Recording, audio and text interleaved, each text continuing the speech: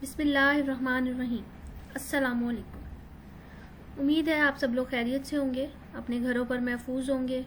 अल्लाह पाक आप सबको खैर आफियत से रखे, आमीन। Industrial pharmacy and quality control, इसमें आज हमारा बच्चे लेक्चर है लेक्चर नंबर 25 और इसमें हमने अपना पोर्शन स्टार्ट किया है क्वालिटी कंट्रोल का, जिसके अंदर हम क्वालिटी कंट्रोल टेस्ट को पढ़ रहे हैं। About quality control test for tablets के लिए जो हम टेस्ट परफॉर्म करते हैं, क्वालिटी कंट्रोल टेस्ट लेबोरेटरी के अंदर इन प्रोसेस कंट्रोल जो होता है उसको हम स्टडी कर रहे हैं।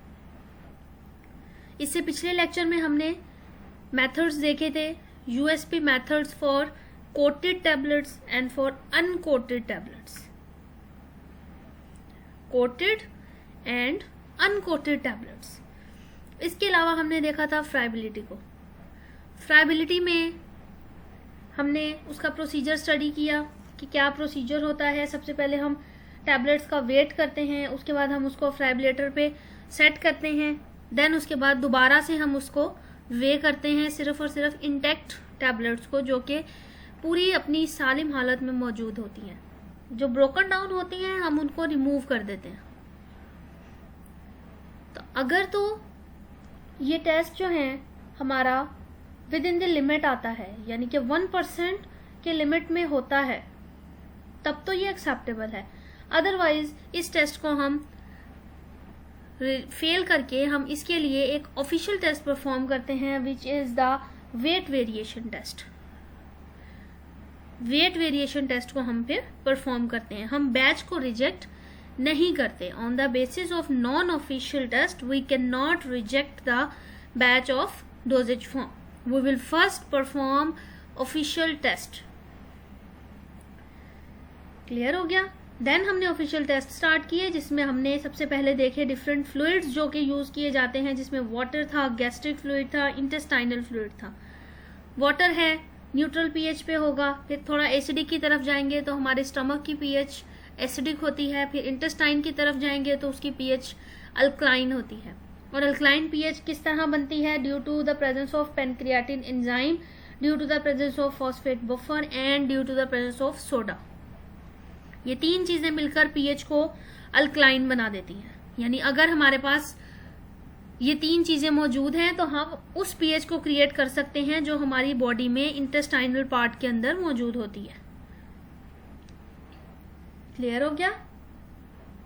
इसी तरह अगर गैस्ट्रिक फ्लूइड है तो हम 1.2 की पीएच को मेंटेन करते हैं HCl के साथ, हाइड्रोक्लोरिक एसिड के साथ, और ये 1.2 पीएच हाईली एसिडिक पीएच है। तो इतनी ज्यादा एसिडिटी हमारे स्टमक के अंदर मौजूद होती है, इतना ज्यादा एसिडिक होता है हमारा स्टमक। देन इसके बाद है हमारा यूएसपी फॉर अनकोटेड था, एनकोटेड था। अनकोटेड सिंपली हम पहले 6 टैबलेट्स के साथ करेंगे। अगर 2 से ज्यादा टैबलेट डिसइंटीग्रेट होती हैं तो हम फर्दर इस टेस्ट को 12 टैबलेट्स के साथ रिपीट करेंगे।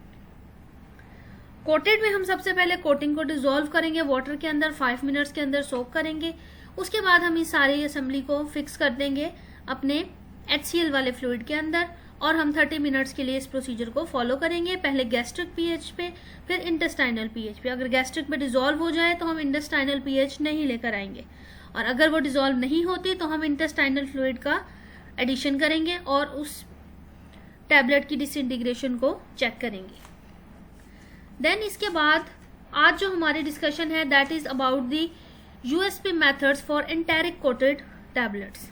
एंटेरिक कोटेड टैबलेट्स, अब क्या होती हैं एंटेरिक कोटेड टैबलेट्स? मेरा ख्याल से ये बताने की जरूरत नहीं होनी चाहिए। अब इतनी डिटेल में आप लोग इसको फर्स्ट ईयर में और सेकंड ईयर में आप लोगों ने इसको पढ़ा है कि एंटेरिक कोटेड टैबलेट्स क्यों बनाई जाती हैं, क्या पर्पस होता है एंटेरिक कोटेड का।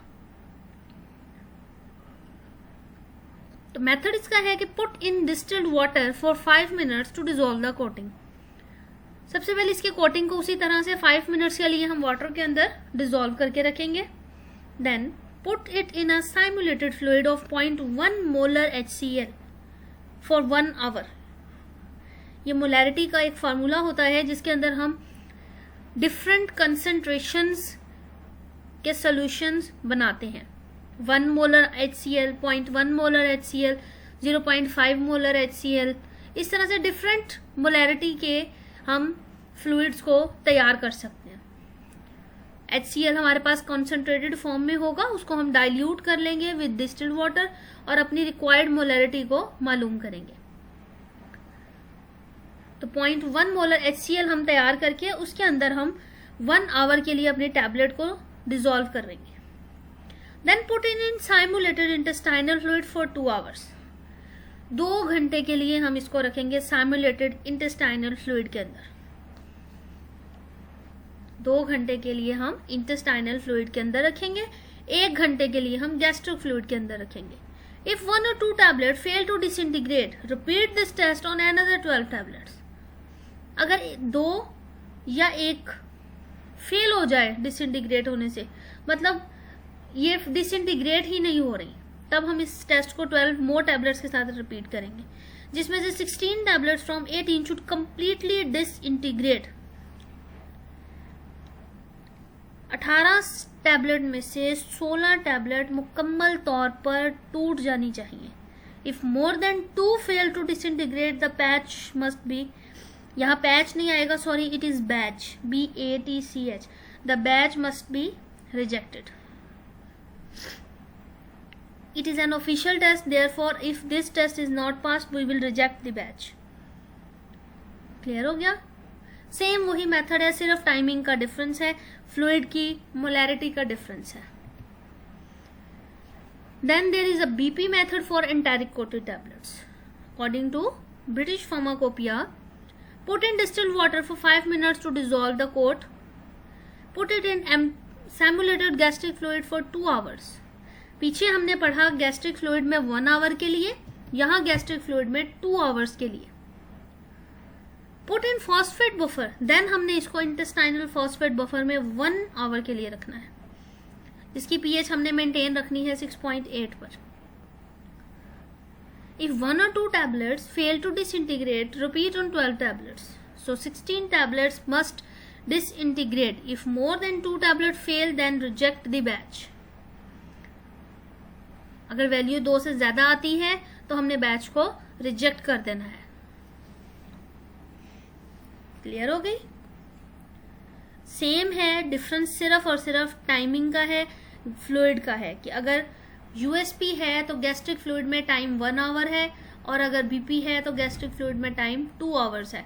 अगर USP है तो हमारा इंटेस्टाइनल बफर में pH 6.8 पर वो 2 आवर्स है, जबकि ब्रिटिश फार्माकोपिया के according it is 1 hour. Clear हो गया? Now the uniformity of active ingredient, the uniformity of active ingredient, ये थोड़ा सा नोट्स में आपके डिफरेंट तरीके से दिया हुआ है। यहाँ इलेबोरेट मैंने इसलिए किया है ताकि आपको डिफरेंट समझ में आ जाए कि what is content uniformity and what is weight uniformity. What is content uniformity and what is weight uniformity? The uniformity of active ingredient. It is measured to ensure a constant dose of drug between individual drugs. यानी एक ही type की drug की different doses हमारे पास मौजूद हैं, उन हर tablet के अंदर एक्टिव की क्वांटिटी कांस्टेंट होनी चाहिए। ऐसा नहीं होगा कि 1 ग्राम अगर हमारी एक टैबलेट में है तो अगली टैबलेट में 1 ग्राम से ज्यादा हो एक्टिव, ऐसा नहीं होगा। Traditionally dose variation between tablet is tested in 2 separate test. तो बहुत पुराने मेथड्स हैं ये, जिनके जरिए हम 2 सेपरेट टेस्ट परफॉर्म करते हैं डोज को वेरिएशन, डोज की वेरिएशन को टेस्ट करने के लिए, in which one is weight variation and the other is content uniformity. Weight variation and content uniformity. ये स्लाइड एक्स्ट्रा है, इसको आप सेपरेट नोट डाउन करेंगे ताकि आपको क्लियर हो सके कि बेसिकली डिफरेंस क्या है। नाउ वेट यूनिफॉर्मिटी, या uniformity of weight for tablets. इसमें सबसे फर्स्ट जो पॉइंट है that is weight 20 tablet selected at random. Randomly 20 tablet select करनी है, ईच वन इंडिविजुअली वे करनी है, x1, x2, x3 and so on. Determine the average wait, यानी टोटल जितनी है सबको प्लस करके 20 पे हमने डिवाइड कर देना, एवरेज वेट आ जाएगा हमारे पास। लिमिट्स क्या है इसके पास कि वेट ऑफ टैबलेट 130 mg और less than percentage error which is 10%, यानी 10 mg ज्यादा और 10 mg कम, ये वेरिएशन हो सकती है। अगर टैबलेट का एवरेज वेट 130 से 324 के दरमियान आता है then percentage error is +7.5 ±7.5। If the weight of tablet is 324 milligram or more than percentage error, then the error will be 5%, +5 or -5। ये लिमिट्स हैं अकॉर्डिंग टू हमारे फार्माकोपिया के अकॉर्डिंग, यूनाइटेड स्टेट्स फार्माकोपिया के अकॉर्डिंग ये limits mention है।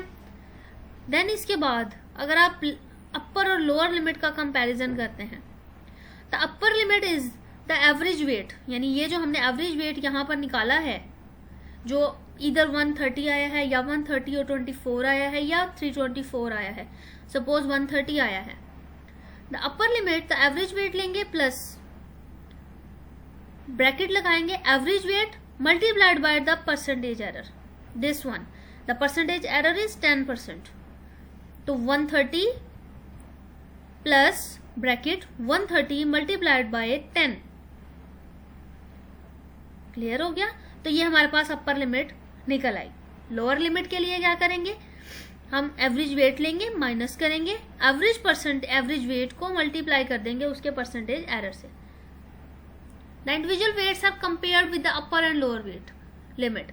फिर यहाँ जो हमारे आंसर आ रहे हैं हमने इंडिविजुअल वेट को जो हमारे आएंगे उनको कंपेयर कर लेना है इस चीज के साथ, इस लिमिट के साथ।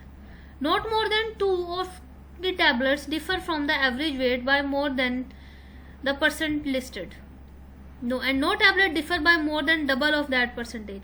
जो परसेंटेज एरर दिया है उसी के अकॉर्डिंगली रिजल्ट आना चाहिए, अगर इसके अकॉर्डिंग नहीं आएगा तो हम बैच को रिजेक्ट करेंगे।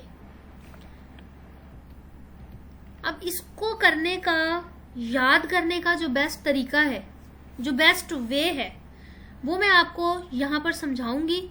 आपने उसके अकॉर्डिंग इस चीज को फॉलो करना है और खुद इसको सॉल्व करने की कोशिश करनी है। अगर आपसे सॉल्व नहीं होगा तो मैं आपको खुद करवा दूंगी, बट पहले आप खुद ट्राई करेंगे और इस चीज को यहां से, इस पॉइंट से लेकर, ये नंबर 1 से लेकर अपने नेक्स्ट यहां तक जो हमारा लोअर लिमिट तक का पॉइंट आ रहा है, यहां तक आपने इस चीज को मैच करना है।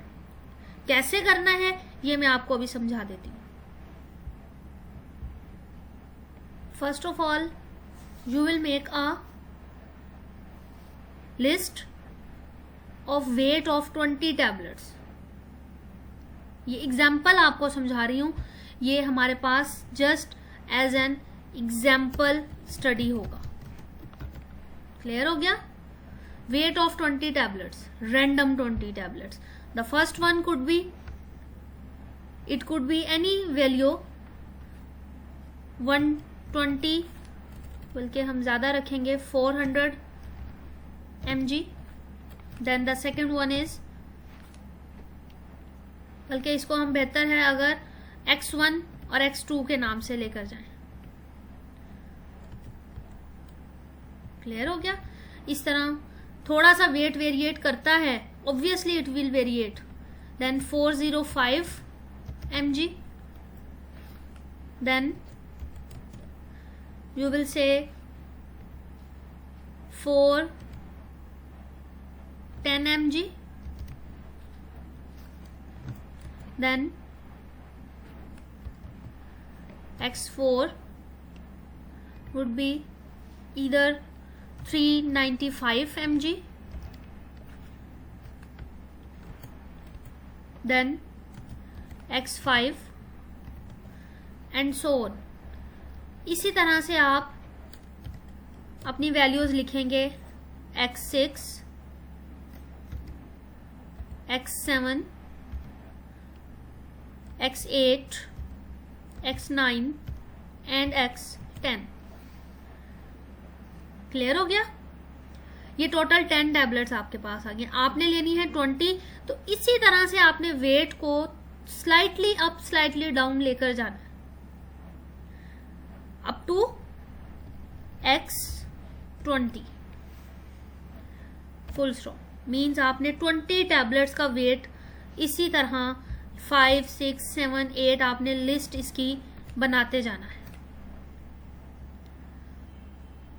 क्लियर हो गई बात? ये पहला पॉइंट है आपके इस स्टेप्स के अकॉर्डिंग कि वे करना है रैंडमली टैबलेट्स को आपने। क्लियर हो गया? देन इसके बाद अगला पॉइंट है determine the average wait. Average weight आपने मालूम करना है। जब आप ये वैल्यू सारी लिख लेंगे तब आप क्या करेंगे, इस तरह से आपने टोटल वेट करना है।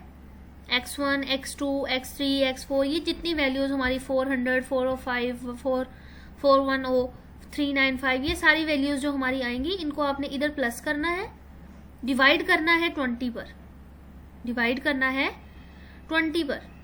तो ये हमारे पास वैल्यू देगा हमें एवरेज वेट की। क्या वैल्यू देगा? एवरेज वेट की। क्लियर हो गया?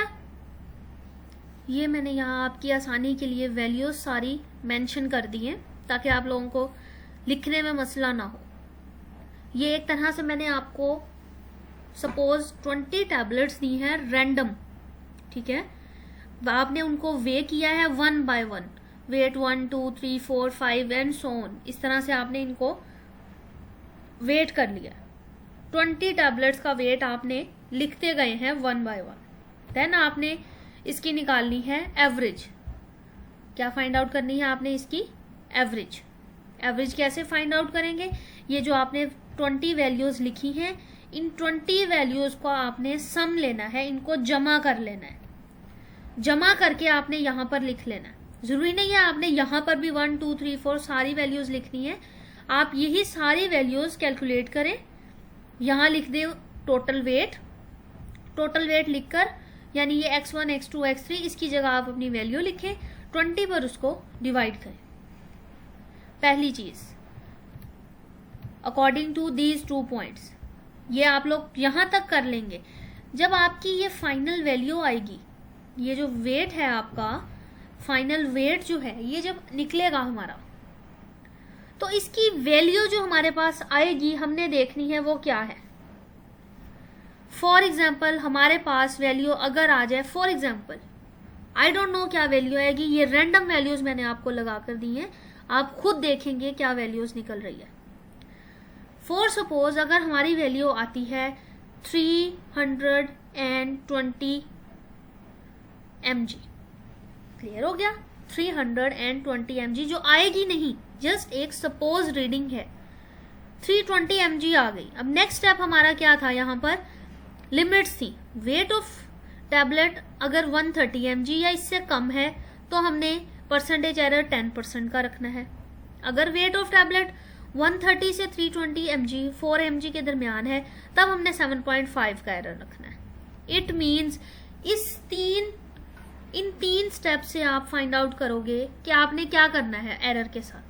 अब ये मैंने आपको बताया 320 mg फॉर एग्जांपल आपकी रीडिंग आ रही है, तो 320 mg जो है आपने इस पॉइंट को सेलेक्ट कर लेना है।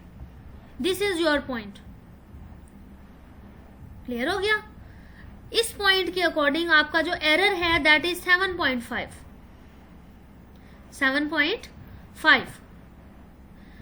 ये आपने जो काम करना है अभी आज के लिए सिर्फ आपका इतना काम है कि आपने इन सारे वेट्स को प्लस करना है, यहां पर पुट करना है, 20 पे डिवाइड करना है, इसका आंसर मुझे बताना है कि क्या आया है। क्लियर है? इसका आंसर आप मुझे बताएंगे कि आपने इसका आंसर क्या निकाला है। क्लियर हो गया पॉइंट? यहां आप लोग बता देंगे कि कितने mg आपका वेट निकला है। जब वेट निकल आएगा तब आप नीचे मेंशन करेंगे कि which limit matches your answer, either 130, either 130 to 24 और ईदर 324। क्लियर हो गया ये पॉइंट? कोई मसला इसमें अगर है तो आप लोग मुझसे सॉल्व करते हुए डिस्कस करेंगे ताकि आपको उसी टाइम हर चीज की समझ आ जाए। ठीक हो गया? एक बार फिर एक्सप्लेन कर दूंगी इस चीज को आपको मैं कि आपने इन सारे वेट्स को प्लस करना है। प्लस करने के बाद इस जगह पुट करना है, 20 पर डिवाइड करना है, एक आंसर आपके पास आ जाएगा। फॉर एग्जाम्पल अगर वो आता है हमारा 320, तो आपने उसको यहाँ पर जो लिमिट्स हैं इसके अकॉर्डिंग मैच करना है कि आपका 320 किस लिमिट में आ रहा है। तो इस जगह सेकेंड पॉइंट आपका रिलाई करता है आपकी वैल्यू के साथ, जिसमें आपका एरर कितना आना चाहिए, 7.5% का। अब ये कैसे आप मैच करते हैं इस एरर को, ये हम लोग कल के असाइनमेंट में आपको ये मैं समझाऊंगी कि किस तरह से हमने एरर को मैच करना है। क्लियर हो गया ये पॉइंट? इस चीज को बच्चे यहीं पे आप अच्छे से समझते जाएं, क्योंकि आप उस तरह चीज क्लास में अटेंड नहीं करते जिस तरह आप यहाँ पर समझ सकते हो चीजों को। ठीक हो गया? तो ये आप लोगों ने इसको देखना है, इसको हम लोग खुद परफॉर्म भी करेंगे। ठीक है, खुद हम इस चीज को परफॉर्म भी करेंगे लैब के अंदर, लेकिन उससे पहले आप लोगों को ये चीज आनी चाहिए। क्लियर हो गया ये आप सबको? जहां पर आपको जो पॉइंट समझ में नहीं आएगा आप लोग क्वेश्चन करेंगे ताकि आपका उसका आंसर साथ के साथ चीजें समझ में आए। क्लियर हो गई ये चीज आपको? तो ये आप लोगों की अब असाइनमेंट है, इसको आप लोगों ने सॉल्व करना है और मुझे सबमिट करवानी है। ठीक हो गया? अटेंडेंस अपनी 4 बजे से पहले कोशिश करें कि मार्क करवा दें। और इसके अलावा जो टेस्ट है, तो बच्चे टेस्ट मैंने आपसे सिर्फ ये पूछा था कि आप टेस्ट देने के लिए अगर विलिंग हैं तो आप मुझे बता दें कि आपने टेस्ट देना है। मैंने आपसे ये नहीं कहा था कि आप मुझे टेस्ट के साथ साथ टेस्ट का टाइम भी बता दें कि मैडम हम इस टाइम अवेलेबल होंगे, या मैडम इस टाइम क्लास नहीं होती, या मैडम इस दिन वीकेंड है। तो वीकेंड बच्चे आपका भी होता है, हमारा भी होता है। जैसे आपको ऑफ मिलता है हमें भी ऑफ मिलता है। तो अगर हम अवेलेबल हो रहे हैं दैट मीन्स आपके लिए हमारी अवेलेबिलिटी जरूरी है। तो इस वजह से हम हाजिर हुए हैं, तो आप कोशिश करें हाजिर होने की। अगर नहीं हो सकते तो कोई इशू नहीं है, जिस बच्चे को जिस टाइम टेस्ट की जरूरत होगी आपको प्रोवाइड कर दिया जाएगा, क्योंकि आप लोग बहुत मसरूफ लोग हैं, टीचर्स आपके फारिग हैं। तो बेहतर है अब आपको मैं तो लेकर चलूंगी आपको आपके तरीके से। अब कि मैं अब इस चीज का पेन नहीं लूंगी कि इस बच्चे ने टेस्ट नहीं दिया, फलां बच्चे ने फलां टेस्ट नहीं दिया, फलां बच्चा इस टाइम आया है इस टाइम नहीं आया, तो ये मेरा सरदर्द नहीं रहेगा। अब जैसे आप चाहेंगे आपको आपके तरीके से लेकर चलेंगे। ठीक हो गया? हाँ, कॉलेज का जो क्राइटेरिया है, जो हमारी पॉलिसी है, लाइक आपको अटेंडेंस फुल रखनी है, आपको अपनी क्लास अटेंड करनी है, वो हम उसी तरह लेकर चलेंगे। टेस्ट तो आपकी तैयारी के लिए हम ले रहे हैं।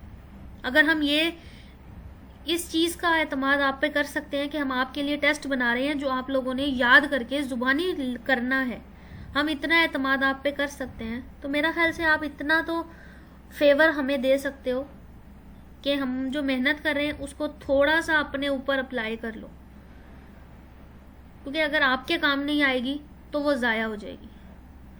हमारी एफर्ट्स आपके लिए हैं, आपके फायदे के लिए हैं। अगर हम छुट्टी या वर्किंग डे नहीं देख रहे तो फिर आप लोग क्यों देख रहे हो?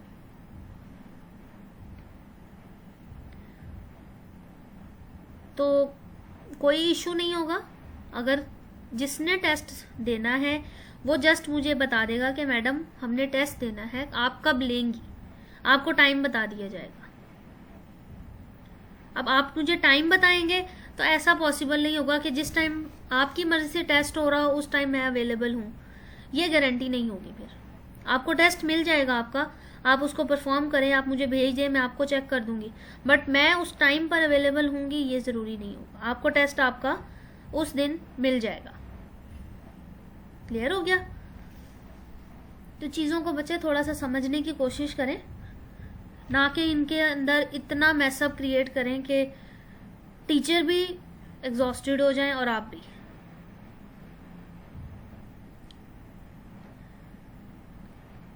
Thank you so much. अल्लाह हाफिज़।